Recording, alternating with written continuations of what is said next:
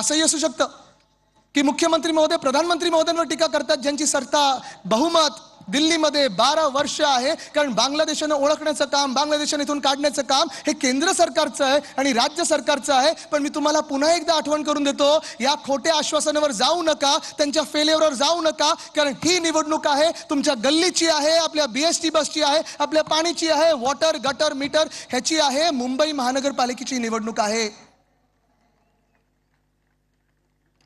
आणि मुंबई महानगरपालिकेचं जेव्हा आपण बोलतो तेव्हा आपण करून दाखवलेली कामं आहेत ती सगळी तुमच्या डोळ्यासमोर आहेत. अनेकदा मला प्रश्न विचारलेला आहे की भाजपवाले म्हणतायत आदित्य की तुम्ही काहीच नाही केलं तुमच्या 25 वर्षाच्या काळामध्ये.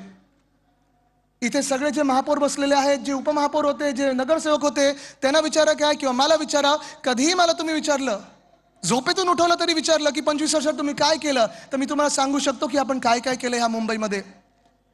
होय, अभिमानाने सांगू शकतो. गेल्या 25 वर्षामध्ये 1997 मध्ये जेव्हा पहिली आपली सत्ता आली मुंबई महानगरपालिकेमध्ये, 600 कोटीची तूट होती. कुठेही छुपा कर न लावता, कुठेही टोल न लावता, कुठेही छुपा कर वाढवता आपण या मुंबईमध्ये ती तूट भरून काढली आणि 92,000 कोटीच्या ठेवी निर्माण केल्या. हे आपलं आर्थिक नियोजन आहे, हे आपण हिशोब देणारं काम करतो आणि ही आपल्या मुंबईवर जोपासण्याची जी एक प्रथा चालवलेली आहे ती आपण आतापर्यंत परंपरा पाळत आलेलो आहोत. पण मग तुम्ही विचाराल, मग ठेवींचं काय केलं?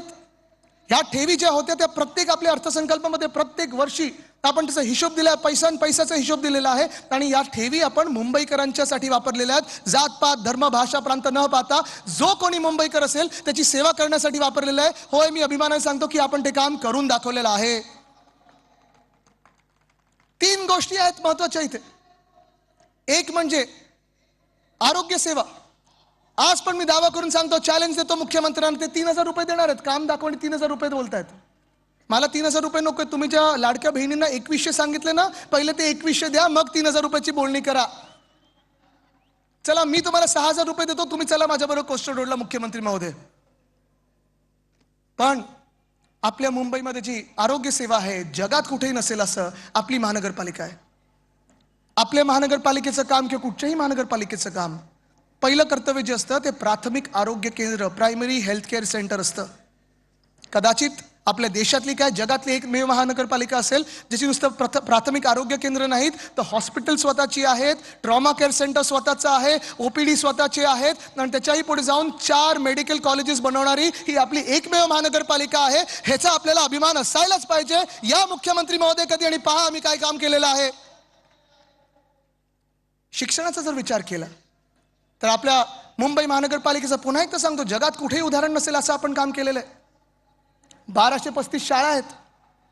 8 माध्यमांमधून, म्हणजे इंग्रजी आहे, सेमी इंग्लिश आहे, मराठी आहे, गुजराती आहे, उर्दू आहे, तमिळ आहे, तेलुगू आहे, कन्नड आहे, ह्या सगळ्या भाषांच्या माध्यमातून आपण 3.25 लाख विद्यार्थ्यांना शिक्षण देतो. इथेच थांबलो नाही. उद्धव साहेबांनी 2011 साली प्रत्येक ठिकाणी आपण पाहिलं असेल टॅब्स आणलेत लहान मुलांच्या दप्तरामध्ये, म्हणजे दप्तरचं ओझं कमी होईल. डिजिटल क्लासरूम आणले, व्हर्च्युअल क्लासरूम आणले, हात दाखवा बस थांबवा, गणवेशधारक विद्यार्थ्यांसाठी मोफत बस सेवा आणली.